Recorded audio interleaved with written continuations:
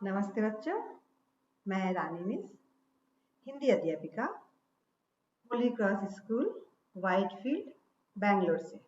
आज हम सीखेंगे हिंदी व्याकरण में शब्द विचार।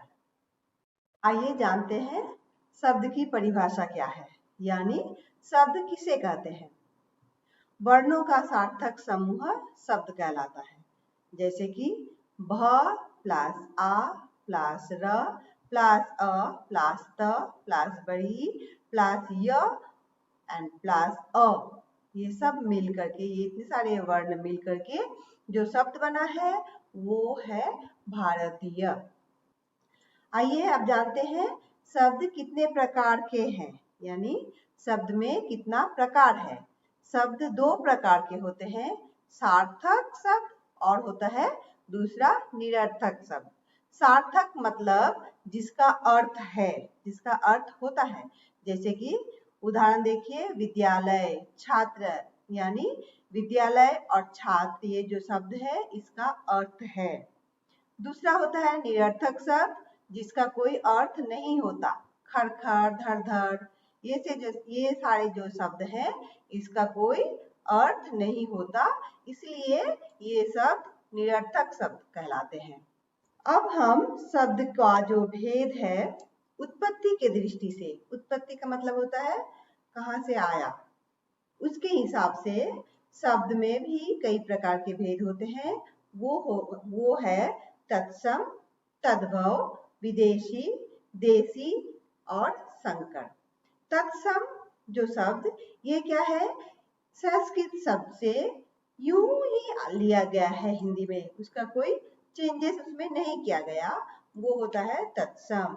जैसे कि भूमि, प्रथम, राष्ट्रीय, ये जो शब्द है ये संस्कृत शब्द है। दूसरा होता है तद्भव, जो कि संस्कृत शब्द का थोड़ी बहुत चेंजेस करके उसमें थोड़ी बहुत परिवर्तन ला करके हिंदी में प्रयोग किया गया है, उसे कहते हैं तद्भव। ऐसे शब्द होते हैं जैसे काम, वरस, माँ आदि।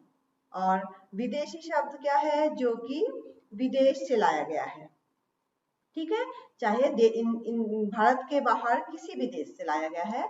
ऐसे शब्द जो हम हिंदी में भी प्रयोग करते हैं उसे कहते हैं विदेशी शब्द, जैसे ऑफिस, बैंक, कागज, ये सब होते हैं विदेशी शब्द। देसी शब्द जो है वो होता है उपभाषाओं से लाई गई क्षेत्रीय शब्द जिसे कहते हैं, यानी स्थानीय बोली, जैसे कि ढूंढना, खाट, झाड़ू, ये सब देसी शब्द हैं।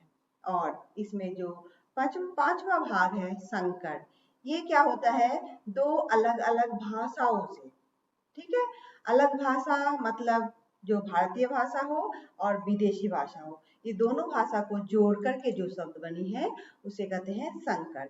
जैसे कि देखिए रेलगाड़ी, यहाँ पे रेल जो है वो अंग्रेजी शब्द है, अंग्रेजी भाषा के शब्द है, और गाड़ी हिंदी भाषा का शब्द है। यहाँ जो रेल प्लस गाड़ी, ये दोनों मिल करके रेलगाड़ी शब्द बना है, ये रेलगाड़ी शब्द संकर शब्द कहलाएगा।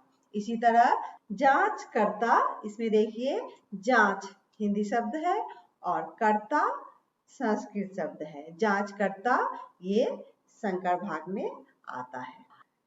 अर्थ की दृष्टि से भी शब्दों में कई प्रकार होते हैं, जैसे कि नंबर 1 पे है एकार्थी, मतलब जिसका एक ही अर्थ समझा जाता है। ऐसे उदाहरण के हिसाब से हम आपको बताते हैं, पुस्तक, पुस्तक का मतलब पुस्तक होता है, इसका दूसरा कोई अर्थ नहीं होता, किताब हम कहते हैं लेकिन इसका अर्थ मतलब एक ही होता है, एक ही अर्थ होता है। लड़की, कुर्सी, ये सब चीजें जो हैं, ये सब शब्द जो हैं ये एक अर्थिक शब्द होते हैं, इसमें कोई दूसरा और अर्थ नहीं होता। दूसरा में आइए, सेकंड पे आइए, अनेकार्थी। अनेकार्थी मतलब जिसके बहुत सारे अर्थ होते हैं, एक से ज्यादा अर्थ होते हैं, जैसे कि अंबर, अंबर का मतलब कपड़ा भी होता है और आकाश भी होता है। पत्र, पत्र का मतलब पत्ता भी होता है और चिट्ठी भी होता है। तो ये जो शब्द है ये है एकार्थी शब्द, एक से ज्यादा अर्थ जिसमें है। अब हम चलते हैं तीसरी भाग में, तीसरी प्रकार में, जो कि है पर्यायवाची शब्द। पर्यायवाची शब्द जो होता है उसमें क्या होता है, शब्द में अर्थ, जिन शब्दों के अर्थ समान हो, मतलब एक जैसे शब्द उसमें बहुत सारे अर्थ हो। ठीक है, जैसे कि आग। आग का मतलब जो है वो पावक, सेम ही मतलब होता है, एक ही अर्थ होता है। अग्नि, अनल, ये जो अग्नि, अनल, पावक, ये जो शब्द हैं उसके अर्थ भी होते हैं आग, मतलब एक शब्द जिसके बहुत सारे अर्थ होते हैं। आकाश, अंबर, गगन, नभ, ये जो सारे शब्द हैं वो पर्यायवाची शब्द में आएंगे।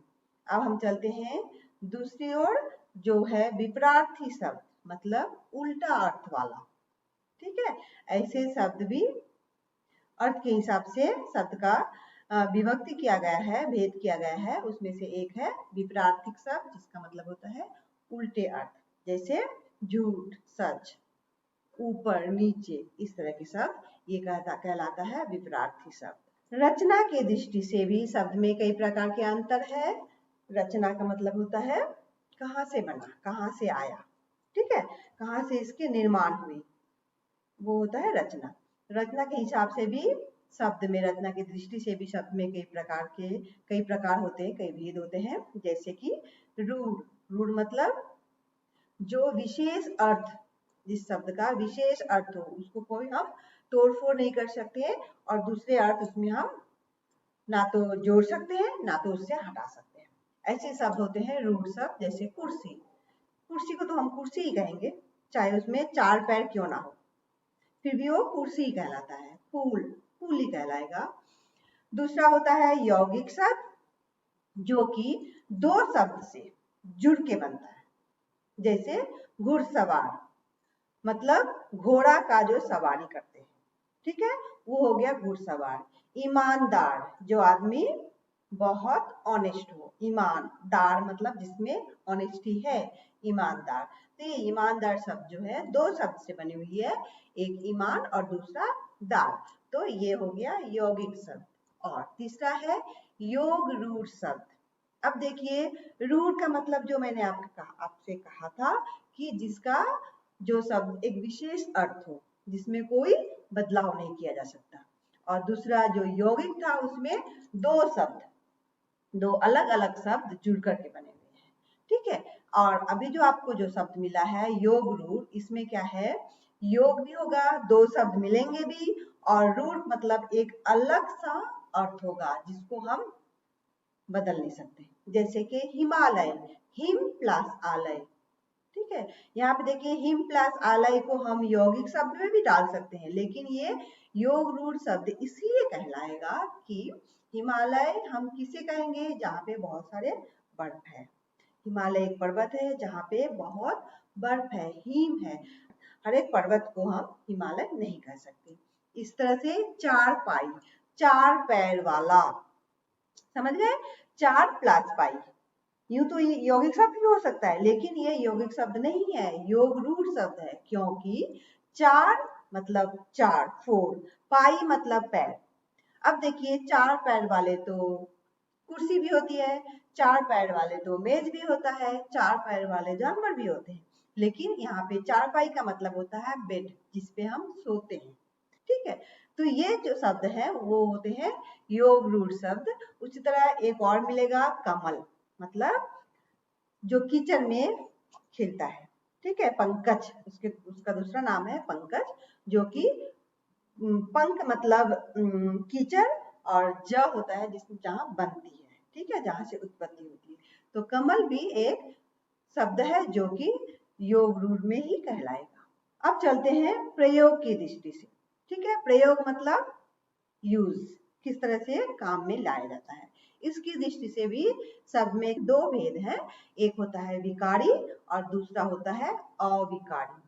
विकारी जो होता है वो क्या होता है, जो शब्द लिंग, वचन, काल इसके आधार पे बदलता है, उसमें परिवर्तन आता है। जो शब्द में परिवर्तन आता है किसके आधार पर, लिंग, वचन, काल आदि के आधार पर, उस शब्द को हम कहेंगे विकारी शब्द। जैसे लड़का से लड़के, लड़कों इत्यादि आदि। ठीक है, दूसरा होता है अविकारी शब्द, जिसे हम अव्यय भी कहते हैं, जो कि किसी भी हाल में परिवर्तन नहीं होता, चाहे लिंग बदले, चाहे वचन बदले, कुछ भी हो जाए उसमें परिवर्तन नहीं होती है। जैसे कि क्रिया विशेषण जो होता है, समुच्चय बोधक जो होती है, संबंध बोधक बोधक जो होती है शब्द, और विषय आदि बोधक जो शब्द होती है, जैसे कि हे राम, कभी भी परिवर्तन नहीं होता। ठीक है, जहां, लगभग, न तक, जो आदि, ये जो शब्द हैं इसमें कोई परिवर्तन नहीं होती, तो ये शब्द कहलाते हैं अविकारी, जिसमें कोई विकार न आए। तो बच्चों, आज हमने सीखा शब्द विचार। उम्मीद है आपको समझ में आया। इस वीडियो को आप कई बार देखिए, क्योंकि मैं जो आपको असाइनमेंट देने वाली हूँ इसी के आधार पर होगा। स्वस्थ रहिएगा, घर पे रहिएगा। धन्यवाद।